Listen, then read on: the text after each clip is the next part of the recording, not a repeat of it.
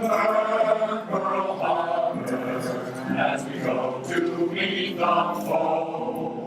Let's remember Pearl Harbor as we did the Alamo. We will always remember how they died for. Now come the high-level bombers. Let's remember Pearl Harbor and go on to victory. Let's remember Pearl Harbor as we go to meet the foe. Let's remember Pearl Harbor. Anyone who can find a gun and ammunition fights back. We will always remember how we died for liberty. Let's remember Pearl Harbor. Today we're here with Gerald Halterman, who is a survivor of the Pearl Harbor attack on Pearl Harbor in December 7th, 1941. How are you today, Jerry? Fair. Okay, do you remember? I get tired real easy. Did you, where did you take basic training in the Navy? San Diego, California, Naval Training Station. What year was that, Jerry? You remember? September 1939. Okay, where were you stationed at the time? At the time, Well, you were stationed eventually at Pearl Harbor, right? yes, I was in the communications office for the 14th Naval District, which took in all the Pacific. Okay, and what do you recall from that day on December 7th, or was it the night before? Can you tell me anything you remember? The night before, the Navy bands had a competition at the Richardson office, or Coliseum, They had a dance there, just outside the Navy Yard. so everybody was having a great time. Oh yes, yeah. But I left a little early to go on my midnight watch down near the headquarters for the 14th Naval District, and my job of listening for messages to type out and put on the proper form for action. I no sooner turn in than I hear this terrible roar. I go over to the window and I look at the road going into Honolulu, and here are Japanese torpedo planes following that path into the Navy Yard and using my building that I was in as a marshalling point to make their descent on the harbor and go after the larger capital ships. I get up, go down, see if I can get a gun. In the basement, everything locked up. So then I go out to the front door where I had seen the officers and the group getting together and separate myself from them. I go across the road that goes up to the main gate, and then I knew of a ditch that was alongside the fence in the outfield of the baseball diamond across the road. So I go across there and get down in a ditch, and shortly after that, the planes, you could see them still coming in, but this time right down the entrance to the harbor.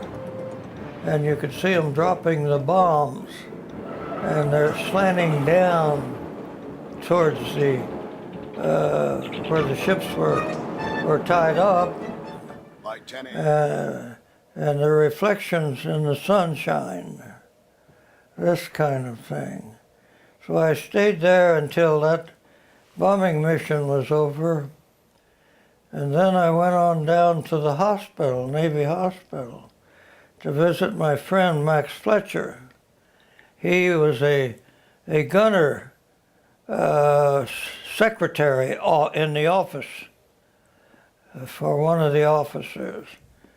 And like I say, when we were up at Bremerton, Washington, and they were putting degaussing cables around the ship to deactivate mines and torpedoes, he said to me on one of his trips into the stores, he said, "I'm going to buy a tennis racket for myself. Would you like for me to get a tennis racket for you?" And I said yes. So we played a lot of tennis out at Kapiolani Park, out at the end of Waikiki Beach.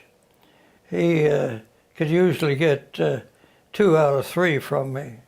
He was a very good tennis player. And so then that evening, the motor torpedo boats, ours, crisscrossed the harbor looking for any two-man Jap submarines that might have followed our own ships into the harbor. And they torpedoed one and resurrected it and put it up on stilts there.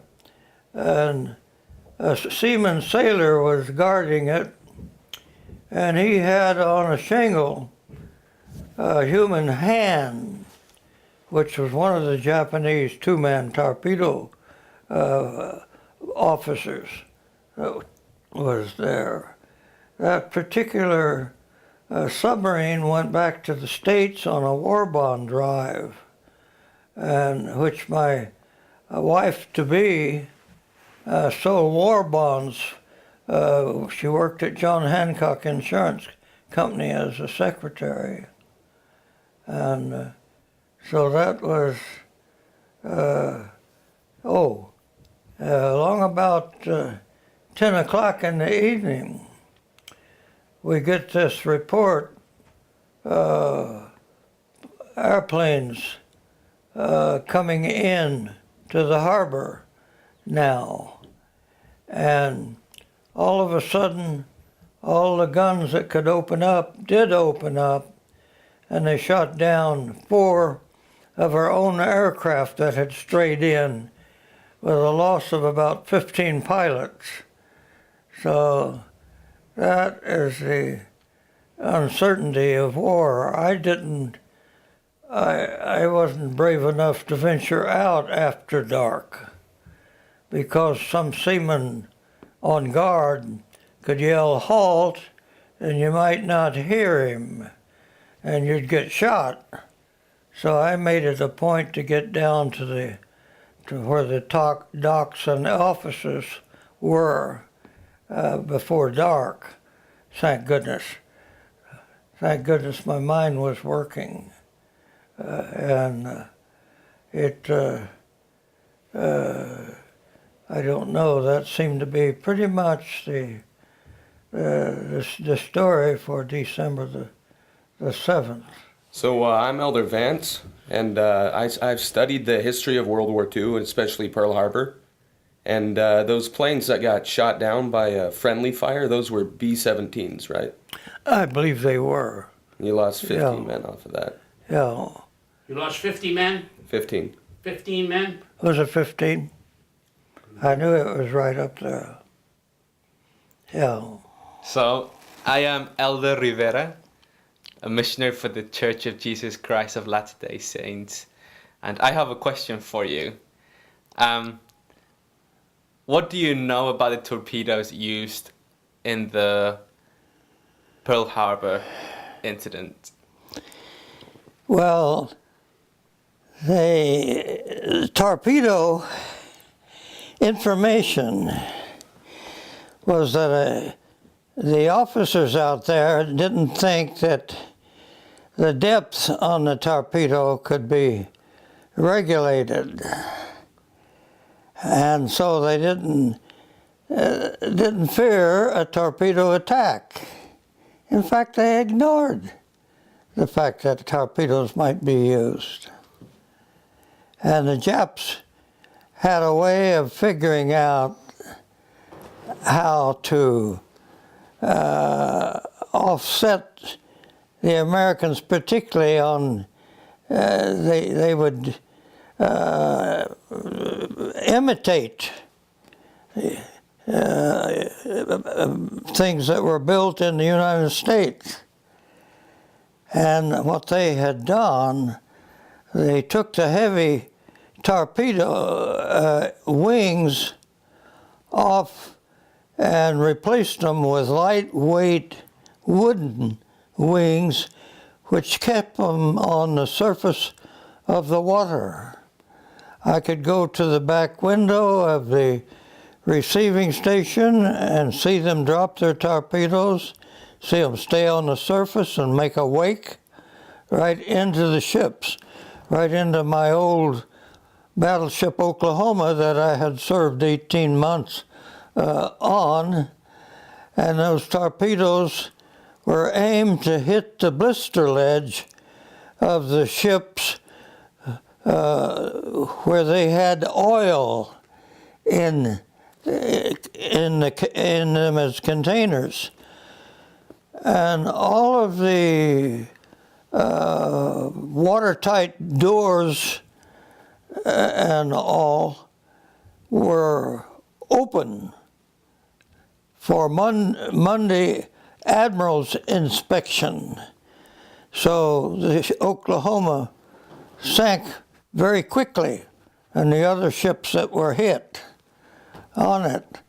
So the officers were very comfortable dancing out at the Royal Hawaiian Hotel in this beautiful island, not worrying too much about it, and yet they were sent out there to bolster up the forces. And they gave us orders in 1940 to stay out at the harbor. That's why I was out there, because I was on the Oklahoma then, and while waiting around there, I was fortunate in typing a message wanting from the 14th Naval District, which was headquartered there, and typing a message wanting a yeoman third class for duty in the communications office, which was the communications office for the whole West Fleet there. Instead of giving the message to the orderly, Marine orderly for the officer of the deck, I held it onto it myself and asked if I could have that transfer. Okay. One of the officers that was heading up the baseball team, he tried to talk me out of it because I had just worked into playing third base for their championship baseball team.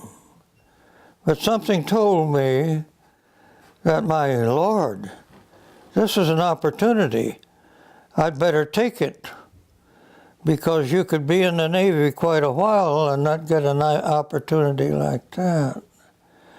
And sure enough, the boatswain's mate in our 4th Division that they had put me in for officer training, he came to me. He said, "Jerry, can you type?" And I had learned to type 45 words a minute my senior year in high school. "How would you like to be a striker in the captain's office?" I was getting those kind of opportunities, and I figured it was because my mother had me get on my knees and pray for my safety before I left Carbondale, Illinois, where I grew up. And she did the same thing for my two brothers that were in the Navy all the way to Japan. Now, I was slated to go, and the Navy V-12 training program came along, and they wanted officers in a hurry to manage boats for the invasion of Japan. Thank God, President Truman dropped the atomic bomb, and that negated our having to make a beach landing in Japan. And the other thing was, when the Japs came into Pearl Harbor, they could see all these nice oil tanks all around the harbor. And they left them thinking they were going to come back and use them themselves, because they had oil and scrap metal embargoed against them. Yeah. Because the U.S. wasn't going to help the Japanese go all the way down their coast, all the way to Australia. Now, that action resulted, I think, as the primary reason that Japan got beat in the war, because they left all of those facilities there that they direly needed. And it enabled our own planes to head south on islands all the way to Japan and bomb them. And so I had a buddy, Whitey Howard, that is an excellent ball player. And he was transferred out to Midway. And after the war, I talked with him, and he said, you know, when they raided Midway, I lost my sailor cap, and when I went back to pick it up, I had a bullet hole through it. He was an excellent baseball player. And of course, that afternoon, December the 7th, I went to the Navy sick bay where Max Fletcher, my buddy, was. And he was in there, his face was blistered, his eyebrows singed off, and his bunk was next to a couple of sailors that their whole body was blistered. And they came up with a new drug that time, a sulfur drug that they sprayed on their nude body to protect them from the air. And that was one of the inventions that came out of the war, medically. But it's had a good use in any burn case. But that is pretty much my story, unless you... So I'm Elder Vance. I'm a missionary for the Church of Jesus Christ of Latter-day Saints. Pardon? I'm Elder Vance, a missionary for the Church of Jesus Christ of Latter-day Saints. I'm a Mormon, just like Max Fletcher was. And I've studied up about World War II, and my little brother and I loved learning about it. And the airplane flight that was hit by friendly fire, that was a flight of B-17s. Yeah, I believe it was. And they lost 15 men. Yeah. It was 3, I believe, from the Enterprise. They flew off the Enterprise. Okay, so Yeah. if it was off the Enterprise, that would have been like an SBD or a Douglas Dauntless or something. Talk loud. Yeah. Okay. Well, Max didn't talk very much about his Mormon upbringing, and so I didn't even know that he was a Mormon. I didn't even care, except I knew that he had good habits. He would not frequent the bars, and he played lots of tennis with me. And I didn't find it out until after I got questioning him. I said, Max, where were you when the Japs came in? He said, I was on top of the receiving station sunning. Okay, he was close enough to wave to the pilots out of that whole thing.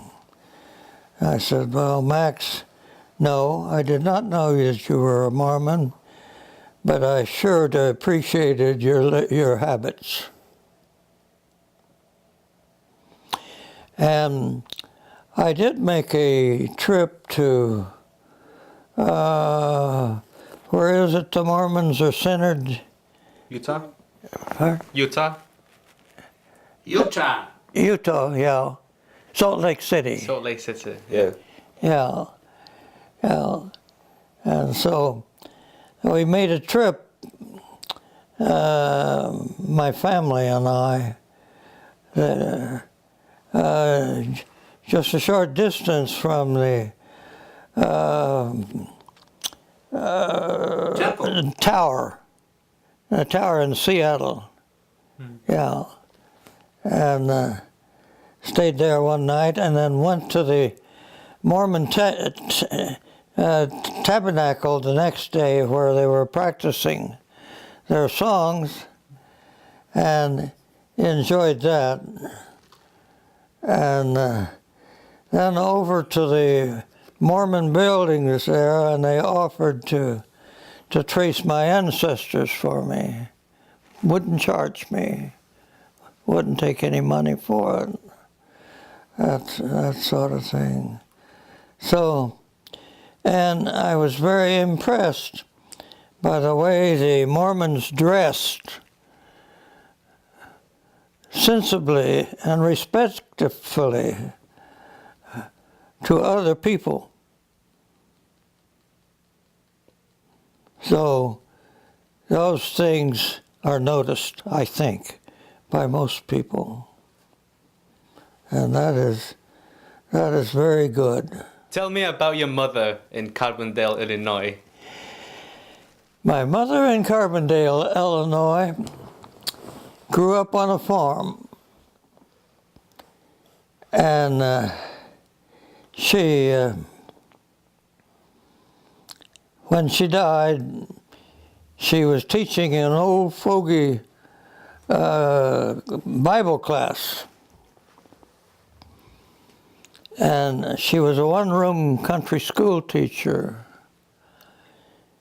She kept a record, longhand, on all her students until she died. Where they were, what they did. What did she tell you before you went out to the military? Pardon? What did she tell you, your mother? What did she tell you right before you went? Oh, she said, come in here in a side room, get down on your knees. We're going to pray for your safety. And you know that prayer worked Yeah. with me and my two brothers. Now, I only suffered the one day of Pearl Harbor. And because I learned to type, I was in an office, the communications office for the 14th Naval District, which took in the whole Western Ocean. And therefore, I was able to sense a whole lot of what was going on. Yeah, that's great. What about the officers that were supposed to deal with each other at Pearl Harbor but didn't? Colonel shot. You had you had Admiral Kimmel and General Short. General shot. Admiral Kimmel was sent out, I think it was in 1940, to check on the fleet and make sure everything was being done from a fleet standpoint in defending Pearl Harbor. General Short was sent out to make sure that the shore batteries were up and operating. What happened? Admiral Kimmel didn't know where the Japanese fleet was. He had charge of the big Catalina planes, scout planes, that were stationed at Pearl Harbor. But he didn't have them out checking where the Japanese fleet was. General Kimmel had responsibility for the shore batteries and for them being manned and operating. They didn't even have ammunition out. They weren't even talking to each other. They were guarding secret information as their own property.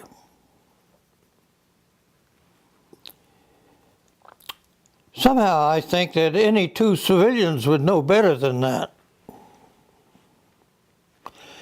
Also, any two civilians that had been through the Naval Academy might have recognized the study where the Japanese in 1905 did the same damn thing to the Russians over there. That was all part of history. The Japanese treaty was signed out at Bretton Woods here in the United States, 1905. So that was hard to understand. The thing that happened, and really proved this to me, was not too long ago they took us to a library in Sudbury, and there was a book, Final Judgments on Pearl Harbor. If you ever want to really get to the story on it and don't have any other source, that is the gospel, because that was put on by the Secretary of War, who gave a lawyer the authority to go and talk to all of the people involved. It was a lot different story than the initial story that came out on it, I'll tell you that. Oh, yeah. What do you know about the Battle of Midway? The Battle of Midway. The Battle of Midway would not have happened when it did if they had had the oil, because the Japanese were short on oil and short on metal. I went into San Pedro, California one morning on a milk run, and there was two Japanese ships loading scrap steel just as fast as they could. That was the kind of situation. And I served 18 months on the battleship Oklahoma, and we were going through war games. And I'm saying to myself, we're not doing this for nothing. Because the battleships would go off in formation. The destroyers and the cruisers would cruise alongside in a protective role. And the ships were doing all kinds of dodges, like they were giving the skippers on the other ships exercises in how to dodge the torpedoes, this kind of thing. And they were sending sailors out here to Honolulu like mad. And they said, Admiral Nimitz wrote in a book later on, which I did not read, that we were lucky to be bottled up in Pearl Harbor, because if we hadn't been, the faster Japanese ships could have chosen the place of battle and sank most of our ships with all of the new recruits that were being sent out. Yep. This kind of thing. So maybe if they had stayed in the harbor, they would have got praise for their effort What instead of What do you- being on the edge of a court-martial. do you tell? And that book really brought it out. Final Judgments on Pearl Harbor. That's good to know. Yeah. Okay. What do you tell when you're in a speaking engagement? What do you tell the parents of the people that are planning or are already planning on going into the military? What kind of things do you tell them? What I try to speak, and I almost want to speak when I first open my mouth, is that when your son or your daughter gets called into the military, I want to tell you about the example that my mother set, in which she called each one of us separately. At the time we got called in, come in, get on your knees, we're going to pray for your safety. Okay, I can tell you from a personal experience that that is with me today. And believe me, it will be with them to their dying day. It might even get them through. You never know. It's worth a try, because you don't have anything else that you can use for one thing. So that is the emphasis on my talks. Most of the other fellows that get up and talk about their experiences leave their family out of it. But I've had the good fortune to remember the kind of bringing up that they have given me, the kind of protection that they've given me, and even my mother at a revival meeting in our church, which would go for a week, people would be called up to the altar to be sprinkled, you know. And I sat there up until the last, and she came up to me and talked me into going up and being sprinkled. When I came back, she says, "Now, don't you feel better?" I said, "Yes, and nobody will bother me anymore." But I was 12 years old then. Yeah. And everybody knew who had been up to get sprinkled. Your friend Max Fletcher, I think we can find out about him on Facebook with maybe his children or his grandchildren. You say that nice and loud and look at him. Do you want to put that back on? Did you want to put that back on? Yeah, I'll put it in. Yeah, I think it's the Other right side. one. Oh, There you go. fortunately, it won't go in.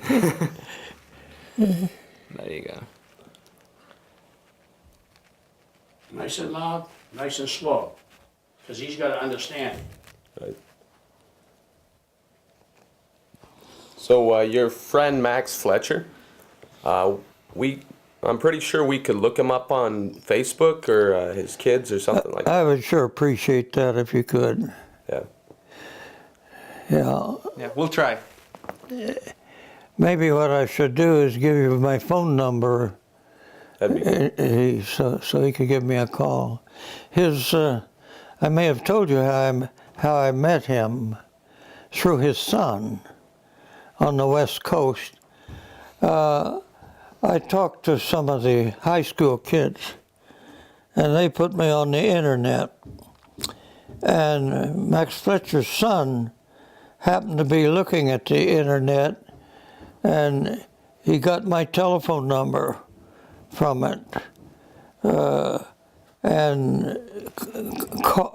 I got his telephone number and called him.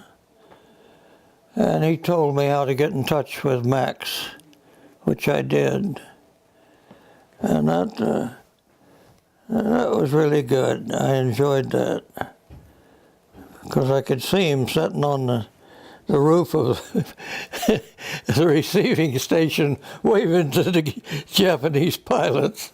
But we would go out to Kapolani Park and play tennis, then go to Waikiki Beach, go swimming, and then go into the Royal Hawaiian grounds and play basketball outside, and then go eat somewhere. And you could get a hamburger for about $5 cents. Prices were very low at the time. You could make a Liberty for about $2 or $3, as long as you stayed out of the saloons. Jerry? Saloons would all be out of business if they had depended on me. And my mother, she was all for against alcohol in Illinois. Good. Yeah. Jerry? And of course they had the different outlaws in Chicago at that time. But you had Joe Louis fighting then too, and that was a favorite thing to listen to on radio, was Joe Louis. Joe Louis worked for Sears and Roebuck Company, and he traveled for them. My Down syndrome son, Glenn Halterman, who's 51 now, ran in Special Olympics, and he ran out at Lexington on the track out there with Joe Louis. So he's got a picture of that and a book on Joe Louis. And of course, Joe Louis was the one that irritated Hitler, because of his winnings and because he was colored. So I can lay claim to a wonderful experience during my life. I really don't have any regrets. Well, the one girl I was going with when I left for the Navy, she was valedictorian and printed the yearbook, was excellent in everything she did, and used to come out to the ballpark when I played ball. My first Liberty back, I met this blonde girl down the street, and I didn't even see her. So she wanted her pictures back and everything.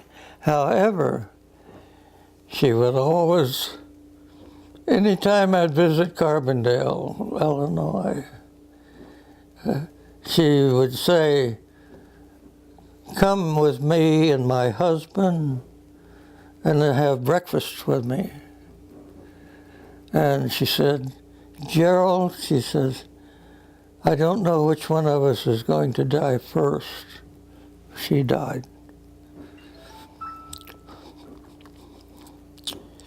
But she kept up a good relationship with me, distantly anyway. Okay. So I've been blessed. I've been blessed with my last son, Glenn, who was Down syndrome. And he When I called my mother back in Carbondale, Illinois, to let her know he was Down syndrome, I broke down because I knew what I thought I knew what the problem would be. However, he's been the focal point of my family. He's been a blessing to us. And he set a good example for a lot of handicapped kids. He has his own cell telephone. I don't even know how to use one. I don't want to know how to use one. I don't want to be tied to any of those damn phones. I want to have my mind free. Good. So that's pretty much me. The one thing I'd like to do, I'd like to go back to my high school sometime. Where is that? Carbondale, Illinois. Now, 3 years before I went out for football, they had a championship football team under Coach Bridges that had never been scored upon, and had rolled up the highest score in the state of Illinois. And his wife, I remember, offered a chicken dinner to anyone that blocked a kick. I was able to block a kick and get a chicken dinner. Was it good? I also got my leg broken in the next to last game against our Murfreesboro, Illinois rivals. It was at McAndrews Stadium at the Southern Illinois University in Carbondale. The stadium was new. They hadn't hung all the doors. They didn't have a stretcher to put me on. So, but they did have a door they hadn't hung, so they carried me off the field on a door. They put me in a room at the hospital with a fellow named Buster Keys, who was the center for the University of Southern Illinois football team. He and I had a lot of conversations. He had a broken neck. Wow. My mother wrote me in a letter that he died after I got in the Navy. That kind of impressed me with the dangers of football, and that there were other sports that I would recommend my sons to, like tennis and things like that. But my sons were a different story. My oldest son had a head of his own. I tried to line his subjects up so that he would qualify for college. However, he told me, "I'm not going to waste your money, Dad." I said, "You won't waste my money because you really need it." Well, he went off and he made his own business selling carpets. And he brought that carpet business into the family. My son, number 2, Ronnie, went to the University of Maine, got his diploma in Special Olympics. And he now heads up a whole group of handicapped kids. So, and my grandson Well, my son number 2, he became a minister, and he's up in he's in Florida. So, and this is all through, I think, the influence of my mother. So, she has been a power in this world. Yeah. Yeah. And when she died, she was teaching, I think, I mentioned before, an old fogey Bible class. And she had the biggest funeral of the year. My sister, who is a minister, preached the funeral. So if my relationships will get me into heaven, I'll be there.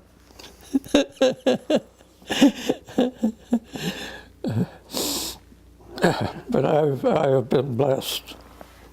Oh, Jerry, did you have any shipmates that were lost in Oklahoma?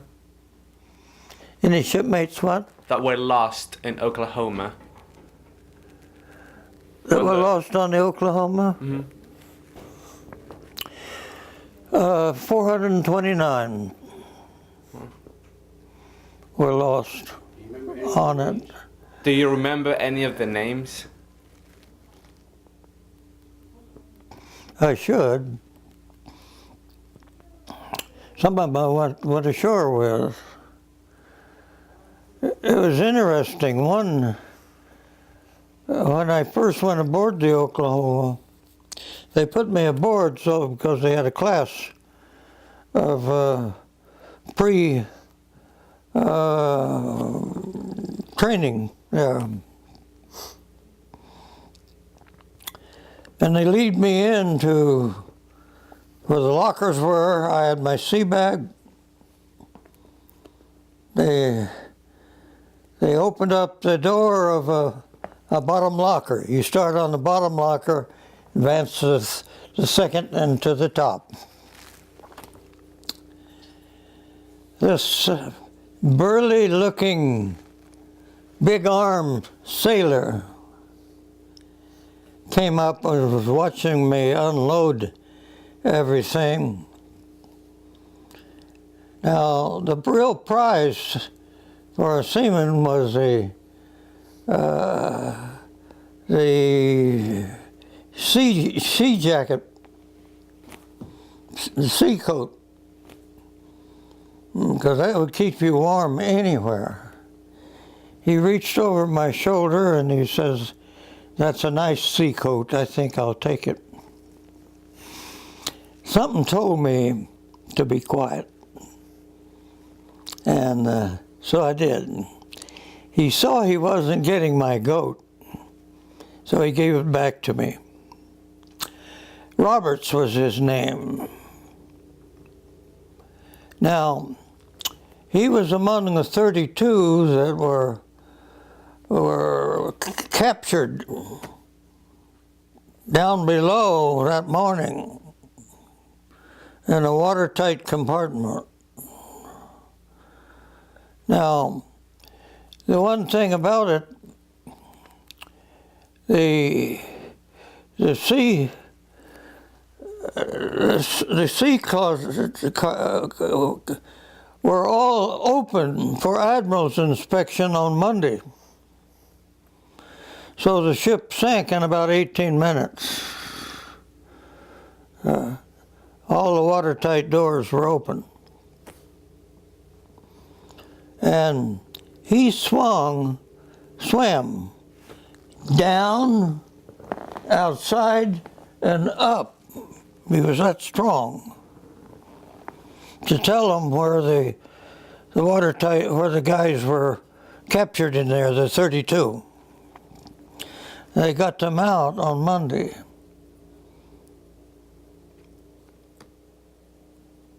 But 429 went down Most of them were down on the third deck below. My bunk was just outside the communications office, which was on the third deck below. That's where I would have been if I hadn't been on duty that morning and typed a message and got off of the ship. Miracles followed me all the way. And I owe it, I think, to my mom's prayers. At least I can claim it. And it has some reasonableness about it. And when their sons or their daughters leave, I would advise their parents to get in touch with the recruiter, because the recruiter would know about the opportunities that might be available aboard whatever ship they got on. And if the officers knew they were serious, they would get behind them and push them. So I could give them the good side of the Navy and of their God.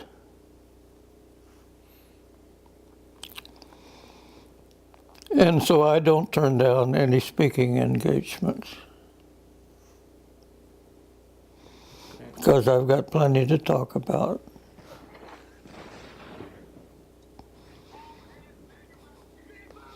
My sister is a minister, a retired minister. She has set up a home in Indianapolis, for girls that have been pushed onto drugs or need help, and a school for them.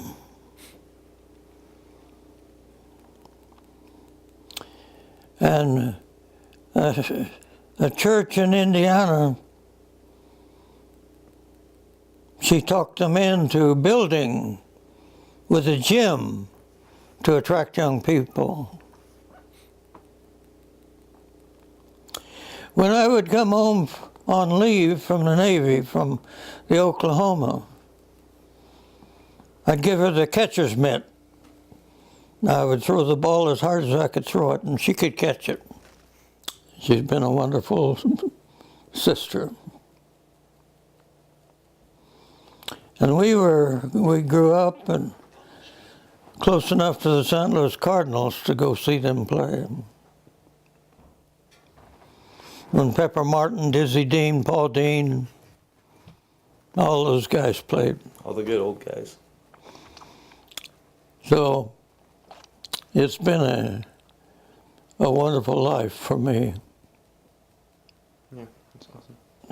With a broken leg and carried out on a door that hadn't been attached to the stadium, that I got honorable mention for left end for Carbondale. Well, Derek, it was good to meet you, and it was good to meet with you today. Okay. Thank you so much. It was great. Thanks for coming. Thank you for your time. Well, Appreciate it. you're very welcome. I'm glad to give the time as long as I'm able. Yeah, thank you. Let's remember Pearl Harbor as we go to meet the foe. Let's remember Pearl Harbor as we did the Alamo. We will always remember how they died for liberty. Let's remember Pearl Harbor and go on to victory. Let's remember Pearl Harbor as we go to meet the foe. Let's remember Pearl Harbor as we did the Alamo. We will always remember how we died for liberty. Let's remember